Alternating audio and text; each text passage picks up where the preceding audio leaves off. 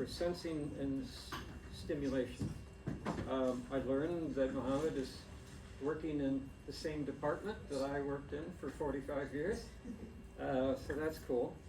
And he develops high-density, soft bioelectronic fibers as thin as a human hair for biomedical applications. Mohammed.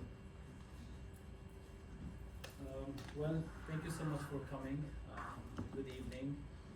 Actually, my talk is going to be a big proof that the laser talks have no feeling. It's going to be completely different. Another thing I need to say is a lot of the slides that I will have will be probably scientific, so please, if you don't understand, just ignore it, and I promise I'll try to describe it in simple words.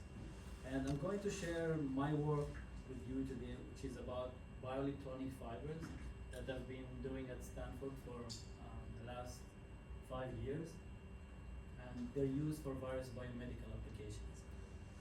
And to do so, I'm going to take you back in history to ancient Egyptians, the Greeks, and the Romans, who all realized the benefits of electricity for treating different conditions, mostly pain. And the way they did it, it's a bit funny. They use electric fish to give electric shocks to patients and to help numb them to get rid of some of the pain symptoms that they have. But of course, we cannot rely on fish, you know, and as humans, we always like to develop technologies and to do things in a more controlled way.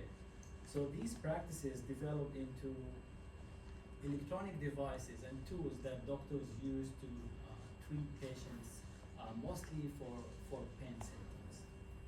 And later on, in the 19th centuries and the 20th centuries, these things evolved into a huge industry of medical devices that are used, that save and improve the lives of patients, of millions of patients around the world.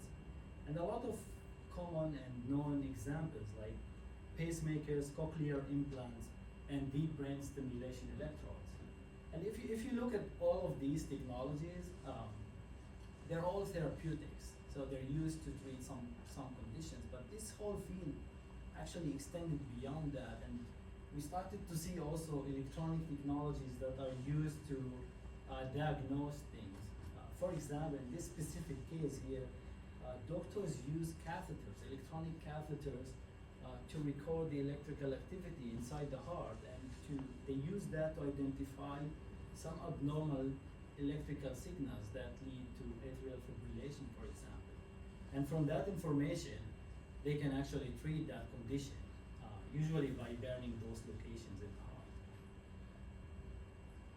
A lot of interesting things happened also here on campus at Stanford, using similar technologies where electronic systems were implanted inside the brains of people, and they were used to collect information from neurons in the brain, and they used that information to control objects. For example, controlling a robotic arm, or maybe something as simple as just typing.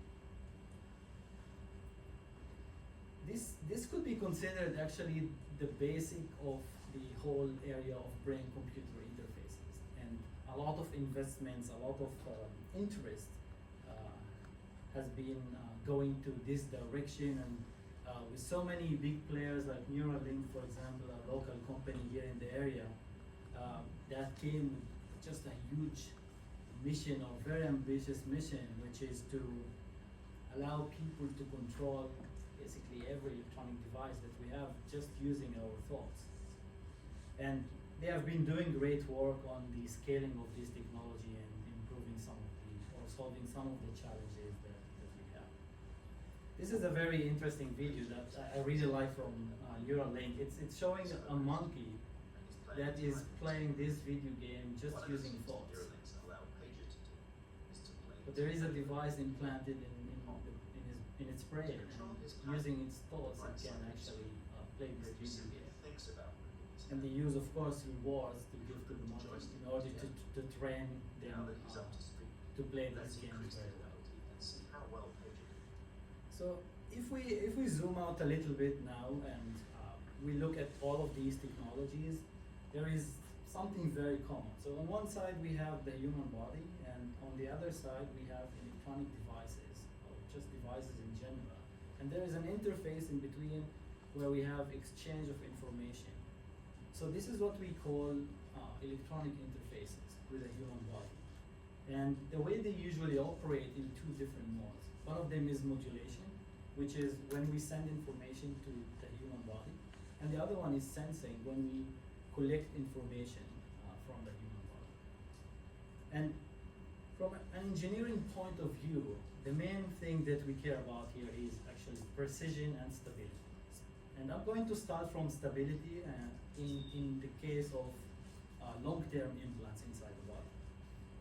So the problem that we have with implants inside the body is that our electronic systems are very different from the biological tissues that we have in our bodies. And this is not just something that is not important or some inconvenience. This is actually one of the main reasons why implants inside the body fail. For example, in the case of electrodes implanted inside the brain, usually the body can identify those as foreign objects, and it triggers a foreign body response that actually ends up leading to encapsulating these electronic devices inside the brain, something that leads to losing the signal. For example, in case if we're recording or if we're stimulating, we get much less efficient stimulation. And the problem here is something that it's actually been studied for a very long time, and the problem is very known now. If we have something very rigid implanted in a dynamic and soft tissue, and we have at the interface we have a lot of microfrictions that basically trigger the inflammatory response inside the body, something that leads to all of these foreign body responses. And in order to be able to solve these challenges, there have been a lot of work on two main directions. One of them is to soften the materials, to make the materials that we use to create our electronics much softer. And the other one is to miniaturize the devices. And I'm gonna talk about two of them. So starting from softening the materials. This is how our conventional electronics look like. So we all have our phones. If you look at them, they're very rigid, right? Very different from the nature of our body. So one of the main directions was we need to actually soften these materials. We need to use softer materials that are more similar in terms of mechanical properties to biological tissues that we have in our body. And one example is rubber-like electronics, soft electronics, or materials that can be stretched and soft, and those can be much more friendly when implanted inside the body. And there have been a lot of work on this area to create soft electronics, not just from the material point of view, but also we have to reinvent the whole field. We have to reinvent new types of electronic processes, components, circuits, and sensors, everything that we need for these technologies. We have to recreate them using these new materials, which is a huge challenge. But in the last few decades, there have been so many advances to the point where we can now build very sophisticated electronics on soft substrates that look like that. Something that it's very soft to the point that you can stretch them. The other direction is miniaturizing the devices. So we know that from the literature, we know that if you miniaturize the device, if you make them very, very small and implant them inside the body, at some point the body will fail to recognize them because they're very small. This is a very interesting example here from Harvard University, where they implanted devices with the same size almost as the neurons inside the brain. And these devices have shown superior compatibility compared to any existing device in this area. So learning from these studies, we actually realized that we want to to change our system from bulky two-dimensional or three-dimensional systems to one-dimensional devices. And this is actually something that is very common in nature. If we look at the connections in our body at the micro scale, we have so many one-dimensional structures, and all of these complex 3D structures that we have in our body are actually connected in using one-dimensional geometries, and also in other forms in nature. But the challenge here is that our electronics are mostly flat. The whole semiconductor industry has been based on flat, rigid, and two-dimensional sheets. And being able to create, for example, fibers, which have emerged as a very promising platform for creating interfaces inside the body, is very challenging. This is one of the main challenges that I have been working on here at Stanford. And we have developed an interesting strategy to transform thin films into electronic fibers. And if we start from a very thin film, I'm talking about a few micron thick films, then you can end up with a fiber as thin as a human hair. And at that scale, if you implant these devices inside the body, they're very small to the point that they trigger very low foreign body response. And to add to that, with these dimensions actually, and using conventional microfabrication techniques, we can integrate hundreds and even thousands of sensors and electronic components on these tiny hair-thin fibers.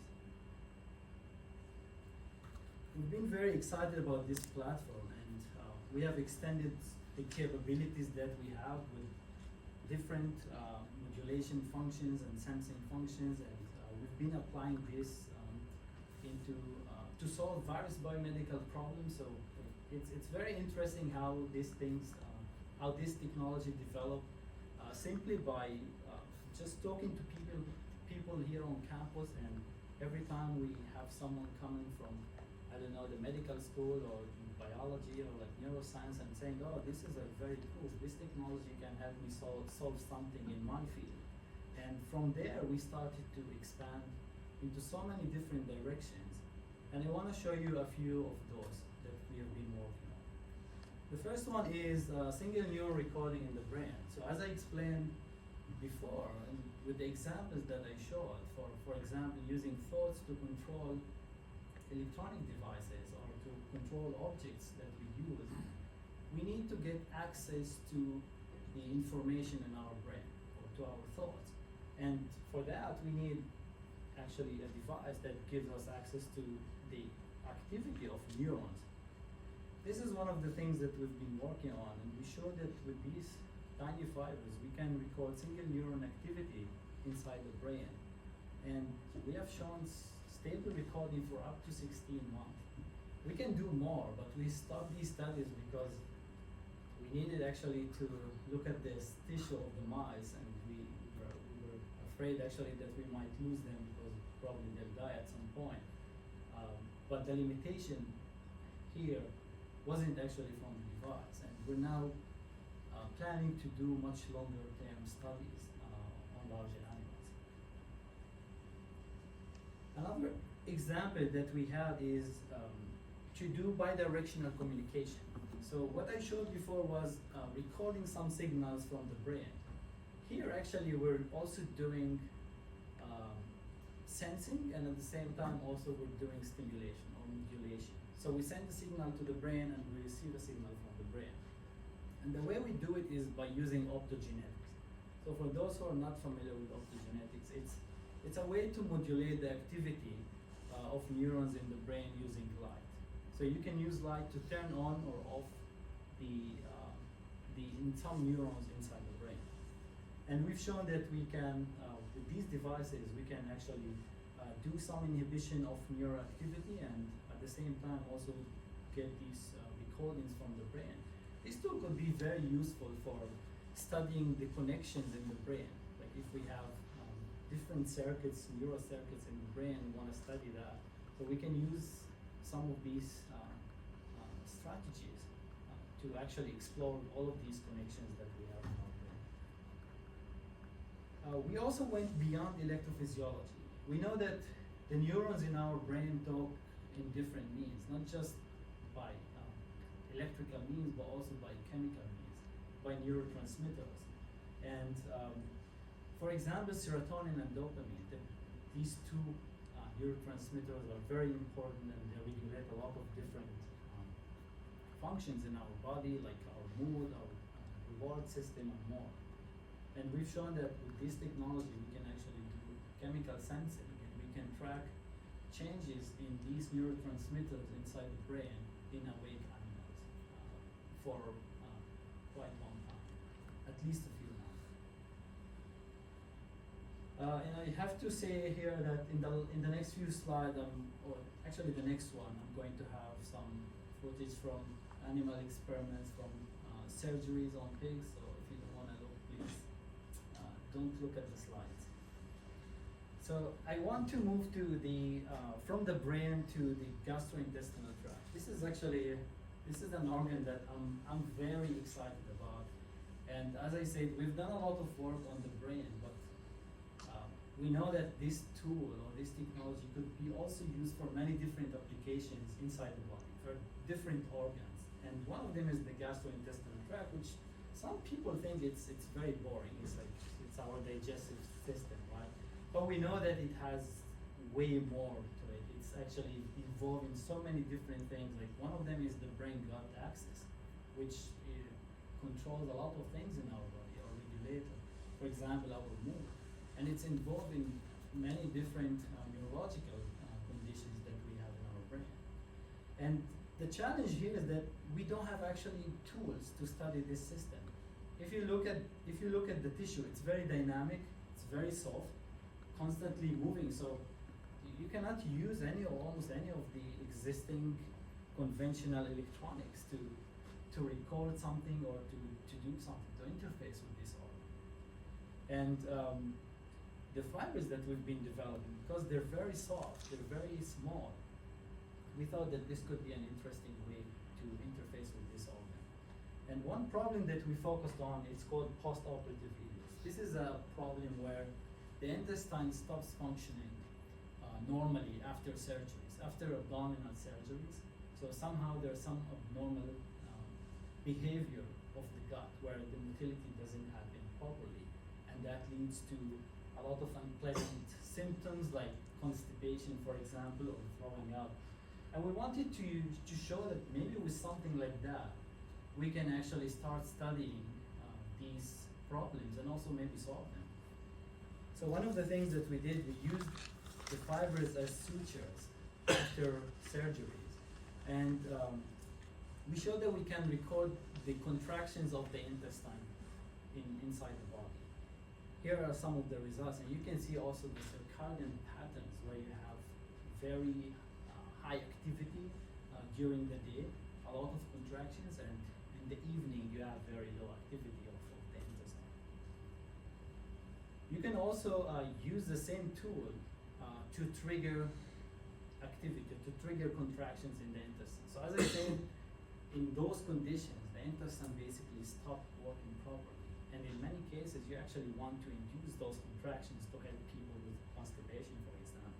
So you can use these tiny fibers, which exist there as sutures, to stimulate the tissue and induce these contractions.